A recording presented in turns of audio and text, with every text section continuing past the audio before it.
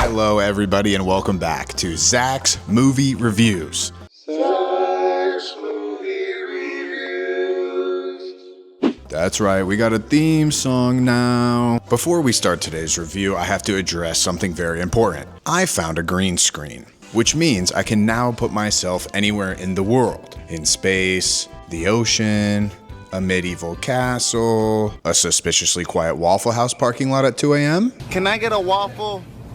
Can I please get a waffle? The possibilities are endless, and honestly, it's a little concerning. Right now, I'm just trying to figure out what to do with it, so for this video, it's gonna be pretty standard. I'm still experimenting, so in the comments, let me know if you guys like it, or if it looks like I'm forecasting the weather.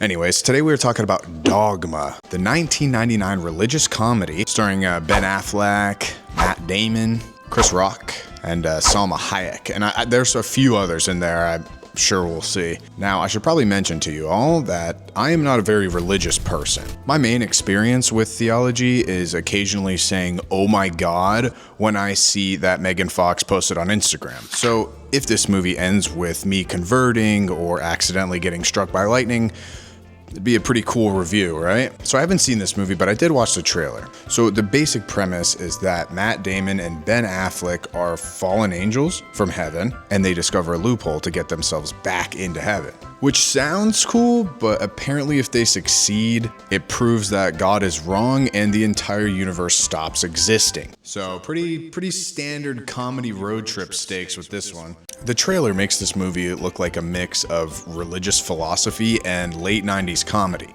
which if I know anything about comedy, it's that Better Off Dead is the best movie of all time. So going into this movie blind, I'm expecting three things. One, I think there's going to be a lot of debates about religion, and I don't know if they're going to accurately represent the Bible. Two, some extremely 90s dialogue.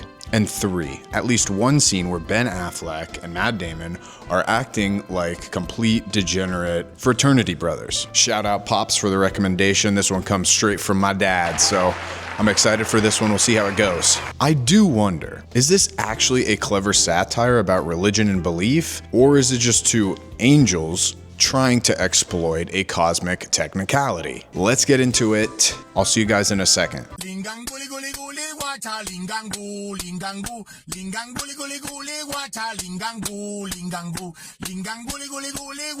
Okay, I just finished it. But before I talk about the movie itself, I feel like I need to explain something to you guys, because this was way harder to find than any regular movie. I tried super hard to find it on all streaming platforms like Netflix, Hulu, Amazon Prime, and it just wasn't there. I mean, sure, I could have bought the movie for $20, but come on. I love all 12 people that watch my videos, but $20 for a movie made in 1999 sounds like a bit of a steep investment. But this made me curious as to why it was nowhere to be found, so I did some digging, and what I found is actually pretty crazy. So before the review, I'm going to tell you guys the quick history of Dogma. When the movie was first being made, it caused a lot of controversy within certain religious groups. There were protests before this movie even came out, and the parent company behind the studio, Disney, didn't want to be associated with something that's going to make people upset, especially when it comes to religion. The company directly responsible for Dogma was Miramax. So the two heads of Miramax, Bob Weinstein and Harvey Weinstein, ended up personally buying the rights to this movie so that they could release it. But here's where it gets a little crazy. Years later, all of the distribution laws expired, and the movie basically just disappeared from circulation. According to the director, Harvey Weinstein held on to the distribution rights and just wouldn't sell it back, which means it could not legally be put on any streaming services anywhere. There's a quote from the director saying that a movie about heaven was being held hostage by the devil, which, he's the devil, all right.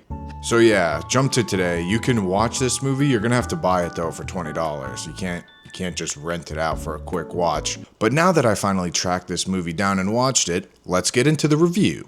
This is one of those movies where the more you watch it, the more you realize the director was not afraid to poke the bear. The movie starts with this really interesting idea about the church trying to rebrand religion. They've got this whole campaign where they're trying to make it feel friendly and relatable. And they also have the Buddy Christ statue. I couldn't help but laugh at this because as a TikTok baby, I've literally seen this in real life. Churches trying to go viral, pastors doing short form sermon clips, and basically just people turning religion into social media content. And watching a movie from 1999 talk about rebranding religion to make it more popular is kind of wildly ahead of its time, because back in the day, I guess this could have been seen as funny, but it's actually happening. And look, again, I'm not super religious, but spread the word if you need the word, but I think there's better ways to do this. So the movie really follows the main character, Bethany, who gets pulled into this wacky situation and soon realizes she's the only one who can stop it. What follows is like a weird road trip across the country where the characters slowly piece together what it is that they're actually doing, all while the two angels are getting closer and closer. What I liked about this movie is the fact that it combined these crazy philosophical ideas with ridiculous humor. One minute, the characters are debating free will, faith, belief. And the next, there's a character who's making a joke that would 100% get this movie canceled today. Sure, there are two main antagonists in this movie, but Ben Affleck is definitely worse than Matt Damon. For Dogma, I'm going to give this a confident 7 out of 10. And the reason I subtracted 3 points is not because the ideas are bad. The ideas are actually pretty great. It's more that the movie could feel a little messy at times. There's a lot of characters, there's a lot of side conversations, and they're all great, but sometimes the pacing felt off because there were just too many things going on. This movie is definitely ambitious, but overall I had a great time watching it. It was funny, it's weird, and it's not afraid to say things that most movies wouldn't even consider touching. So maybe even a 7.5, maybe an 8, maybe a 10, maybe a 50. Thank you guys so much for watching this episode of Zach's Movie Review. Zach's Movie Review. I got a pretty busy week ahead of me, so I'm gonna try and get something out, but just know I'm trying to make these videos better, so it's taking a little bit longer for the editing process. But yes, thank all 10 of you for watching again, and I'll see you again next week. Peace! This is nice. We kind of have our own little book club here, like our own little movie club, you know? Fuck, I need to go outside.